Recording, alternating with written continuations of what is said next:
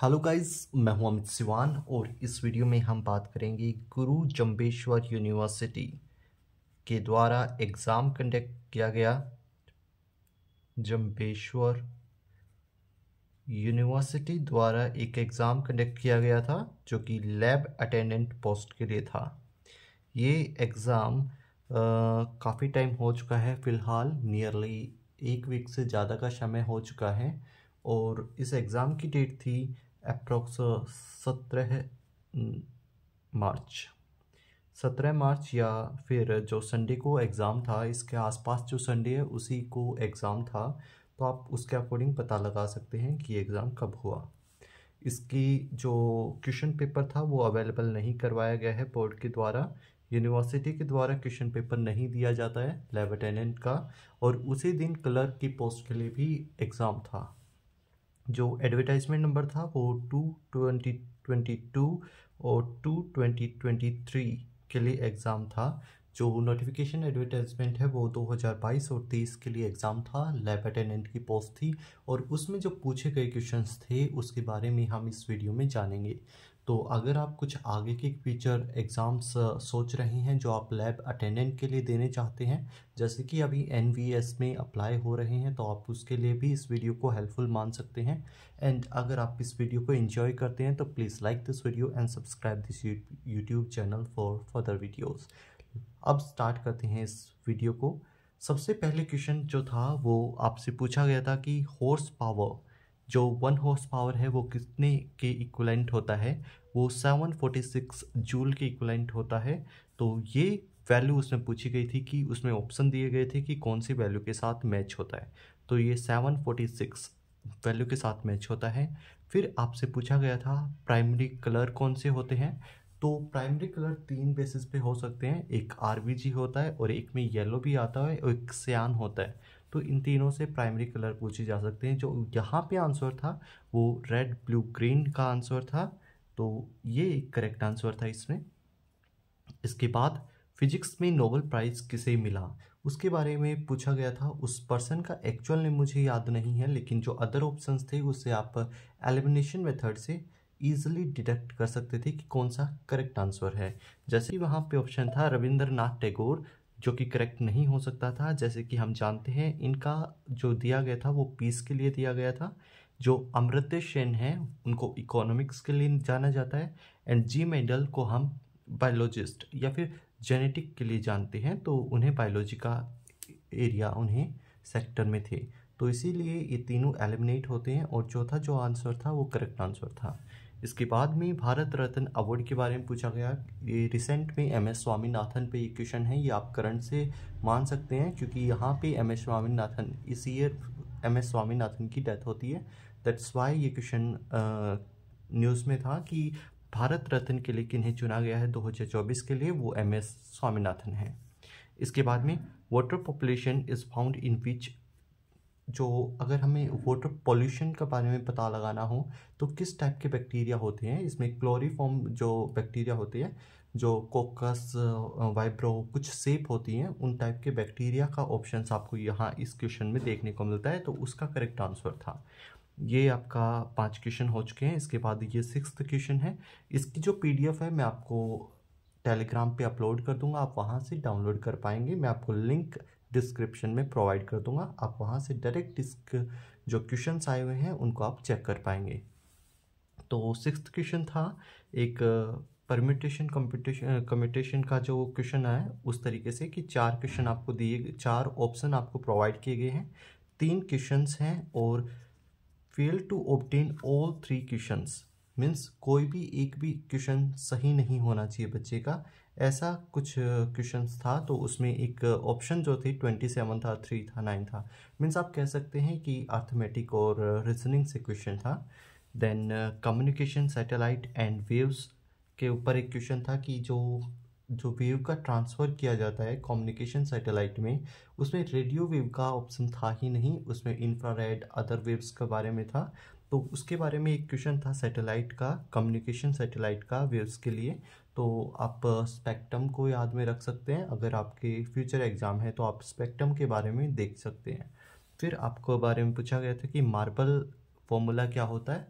जो calcium carbonate होता है वही मार्बल होता है, तो आप यहाँ पे लिख भी सकते हैं कैल्शियम कार्बोनेट।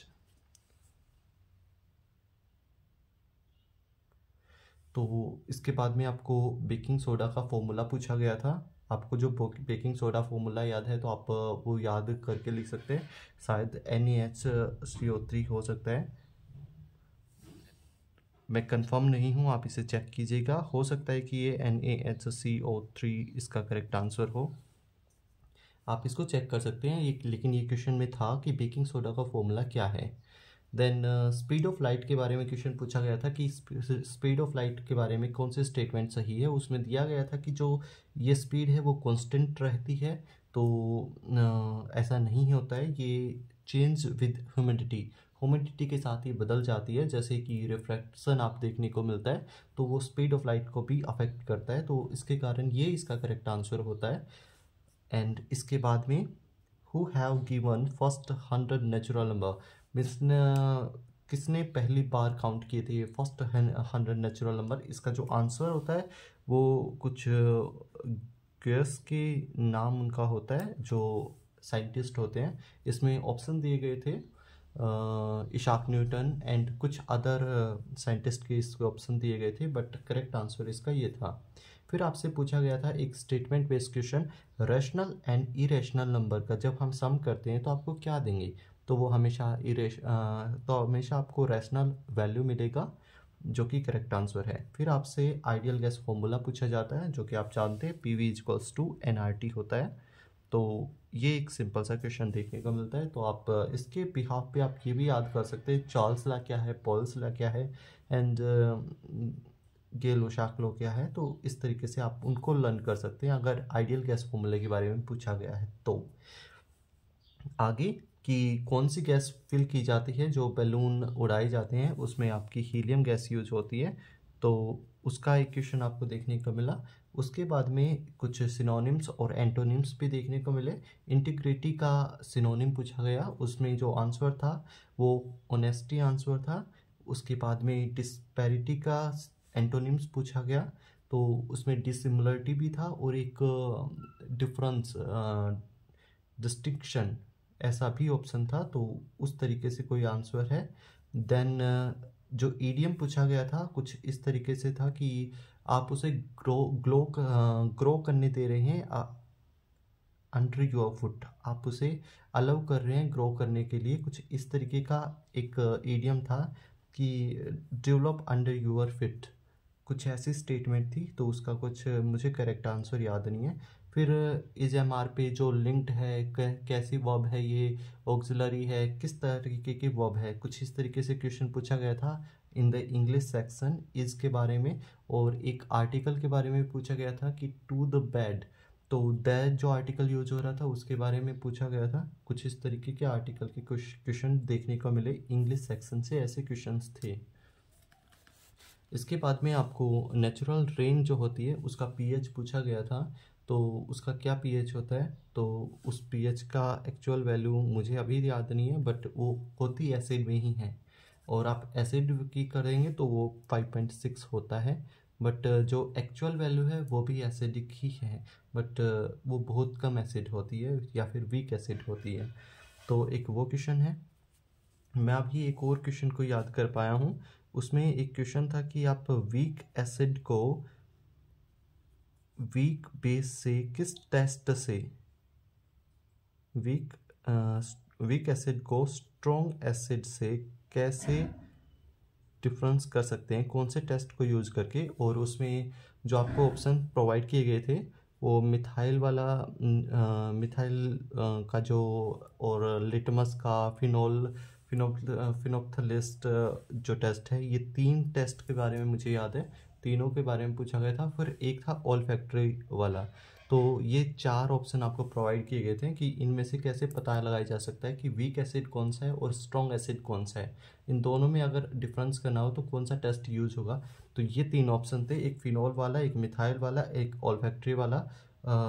ये 3-4 ऑप्शंस थे, तो उनमें से आपको बताना था, तो एक ऐसा क्वेश्चन भी आपको देखने को मिला। देन एंटा एसिड जो होता है उसका फॉर्मूला क्या है, और या फिर वो क्या होता है, फॉर्मूला नहीं पूछा गया था, उसके बारे में ये पूछा गया था क्या वो वीक एसिड है, वीक बेस है, वीक स्ट्रॉन्ग एसिड है, स्ट्रॉन्ग बेस है। तो ये एक स्ट्रॉन्ग बेस होता है, जो एंटासिड होता है वो एक स्ट्रॉन्ग बेस होता है। इसके बाद में आपसे एक फिजिकल और केमिकल चेंज के बारे में पूछा गया था। जो फिजिकल चेंज पूछा गया था वो वाटर इनटू वेपर्स, उसका करेक्ट आंसर था कि वाटर का चेंज होना वेपर्स में एक फिजिकल चेंज है। और एक जो केमिकल चेंज का आंसर था वो कि वुड का कोयल में चेंज होना, जो अगर वुड हम जला देते हैं तो वो कोयल में बदल जाती है, वो एक केमिकल चेंज है। तो ये उसका करेक्ट आंसर था। फिर आपका एक न्यूक्लियर पावर पे था कि कौन सा फ्यूल के तरीके से यूज किया जा सकता है, उसमें करेक्ट ऑप्शन यूरेनियम 235 था उसका करेक्ट आंसर।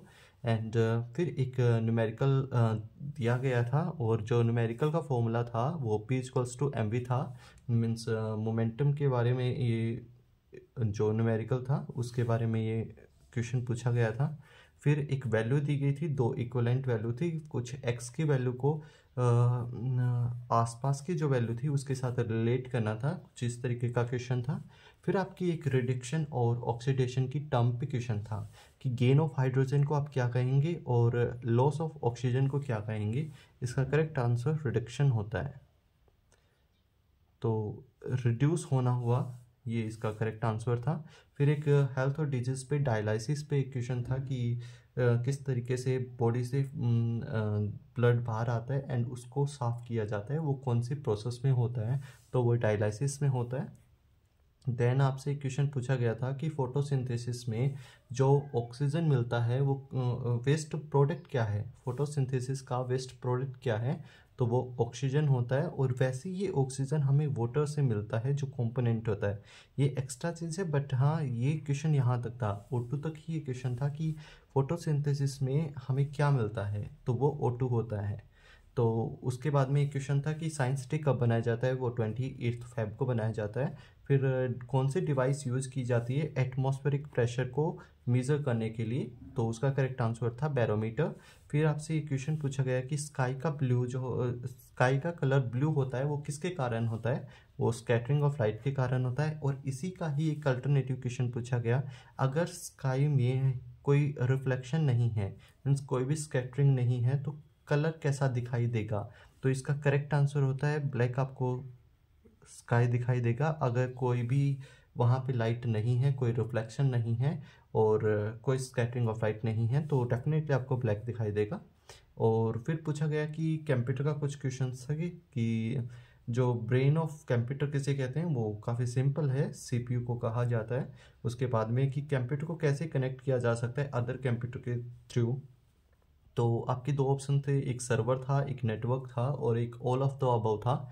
तो वो एक करेक्ट आंसर आप मान सकते हैं, क्योंकि एक और भी ऑप्शन था वो मुझे इतना अच्छे से नहीं पता था, तो वो मुझे याद नहीं है। सम नेम ऑफ एंटीवायरस, कुछ एंटीवायरस के नेम दिए गए थे, अवास्ती, ऐसे AVF, कुछ अदर भी नॉर्थ एंटीवायरस, कुछ ऐसे एंटीवायरस के नाम दिए गए थे। तो क्या हैं, मतलब कुछ सॉफ्टवेयर के नाम लिखे गए और मुझे ये पूछा गया कि ये किस टाइप के सॉफ्टवेयर हैं, तो वो एंटीवायरस सॉफ्टवेयर हैं, तो उसका एक आंसर था। फिर आपसे पूछा गया कि कितनी बाइट्स होती हैं 1 मेगाबाइट में, एक MB में कितनी बाइट होती हैं, तो ये क्वेश्चन था। तो ये जितनी भी आपकी जीरोस थी उसको काउंट करना था, डिफरेंट वैल्यू में अलग अलग जीरो दी गई थी। सो फिर आपसे पूछा गया था कि एक ये एप्टीट्यूड का क्वेश्चन था कि 10th सम ऑफ कुछ इस तरीके की 3, 7, 11 वैल्यू थी और 1, 5, 11 वैल्यू थी, और इसका कुछ एप्टीट्यूड सा पूछा गया था। तो ऐसा एक क्वेश्चन देखने को मिला। तो ये कुछ क्वेश्चंस हैं जो हमें एग्ज़ाम में देखने को मिले। अगर आप अपीयर हो रहे हैं किसी और एग्ज़ाम में तो आप इसको चेक कर सकते हैं, यहाँ से आपको थोड़ी हेल्प मिल सकती है कि ये कैसे क्वेश्चन पूछे जाते हैं एक लैब अटेंडेंट पोस्ट के लिए। तो this is very basic video, और अगर आपने एग्ज़ाम दिया है तो आप शेयर कर सकते हैं कि कैसा आपका एग्ज़ाम रहा और कैसे क्या आगे की प्रोसेस होने वाली है। तो please do not forget to write down in the comment box, and thank you for watching this video and giving your precious time. अगर मुझे कोई और क्वेश्चन याद आएगा डेफिनेटली मैं वो टेलीग्राम पे आपके साथ शेयर करूँगा। Thank you for watching this video and giving it time. Meet you with a new video on this YouTube channel.